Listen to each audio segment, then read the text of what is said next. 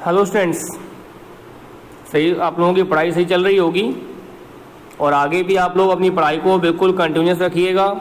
इसमें कोई भी चेंज नहीं करना है आप लोगों को। जिस तरह से आप लोग पढ़ रहे हो उसी तरह से आप लोग पढ़ते रहेंगे, ठीक है ना। कल मैंने आप लोगों को linear equation in 2 variable start कराया था और उसी के कल हमने क्वेश्चंस किए भी थे। जब हमने कल उसके क्वेश्चंस किए थे तो उसमें जो आपका सबसे पहला टॉपिक आया था आपके क्वेश्चंस में, कल जो सबसे पहला टॉपिक था वो था आपका हमने कुछ वैल्यूज़ को चेक की थी। उसके बाद मैंने कुछ ग्राफ आपको ड्रॉ करने के लिए दिया था। कुछ बच्चों ने वो ग्राफ ड्रॉ करके मुझे पीडीएफ उसकी सेंड की थी, मैंने चेक भी किया था और उनके सवाल सही थे। ठीक, आज पहला क्वेश्चन है आपकी एक्सरसाइज 4.1 का, on comparing the ratio A1/A2, B1/B2 and C1/C2, find out whether pair of linear equations are consistent और इनकंसिस्टेंट। 2 वर्ड है यहाँ पे, एक तो है आपका कंसिस्टेंट और एक है आपका इनकंसिस्टेंट।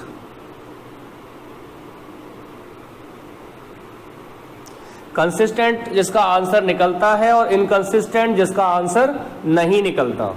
आई रिपीट, जिसमें भी आपका आंसर निकल के आता है उसे हम लोग कंसिस्टेंट कहते हैं और जिसमें आपका आंसर निकल के नहीं आता उसे हम लोग इनकंसिस्टेंट कहते हैं। ठीक, तो आपके इनकंसिस्टेंट में एक तो आपका यूनिक सॉल्यूशन, इनकंसिस्टेंट में आपका एक तो होता है यूनिक सॉल्यूशन और एक होता है आपका इन्फानाइटली मैनी।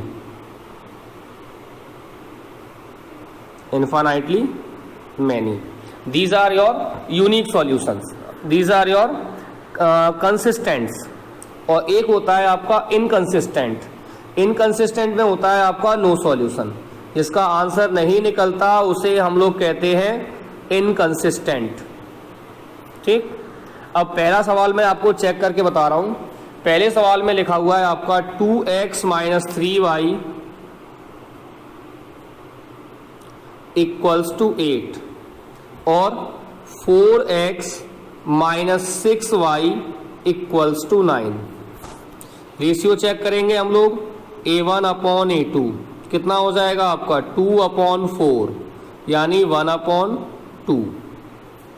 फिर आप चेक करोगे B1/B2, ये कितना होगा आपका -3/6, इट मीन्स इट इज 1/2। और फिर आप चेक करोगे C1/C2, ये होगा आपका 8/9।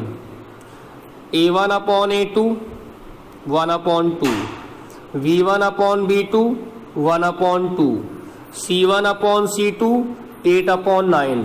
क्लियरली आपको दिख रहा है कि A1/A2 और B1/B2 आपका बराबर है, जबकि C1/C2 आपका बराबर नहीं है। जब आपका A1/A2 बराबर होता है B1/B2 के और बराबर नहीं होता है C1/C2 के, तो ये क्या होता है आपका नो सॉल्यूशन। क्या कहते हैं इसको हम लोग? No solution. और नो सॉल्यूशन क्या कहते हैं? They are inconsistent, they are inconsistent.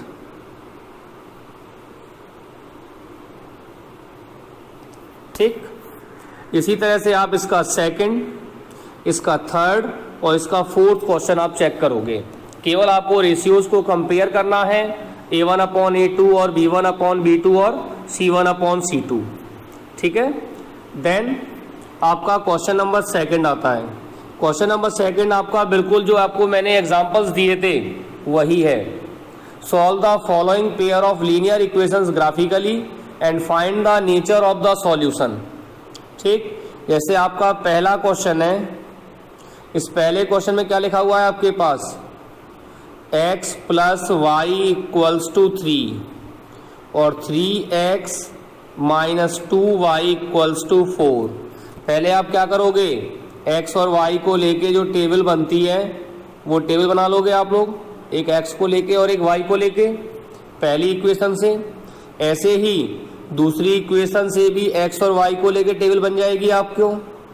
फिर क्या करोगे आप, उससे ग्राफ ड्रॉ कर लोगे और ग्राफ ड्रॉ करने के बाद अगर वो लाइनें आपकी इंटरसेक्टिंग है तो इसका नेचर क्या हो जाएगा, यूनिक सॉल्यूशन।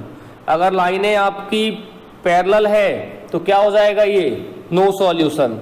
और लाइनें अगर आपकी ओवरलैपिंग है तो ये क्या हो जाएगा आपका इन्फिनिटली मैनी सॉल्यूशन।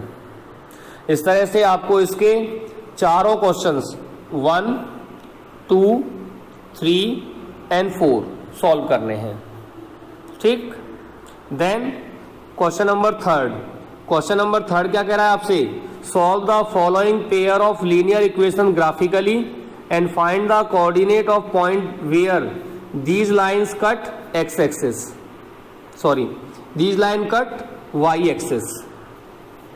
अब आपको इसका ग्राफ बना देना है। लाइनें दो हैं तो ग्राफ भी दो बनेंगे। ये दोनों ही ग्राफ जब आपके वाई एक्सिस को कट करेंगे तो उस पॉइंट ऑफ इंटरसेक्शन को ये पूछ रहा है।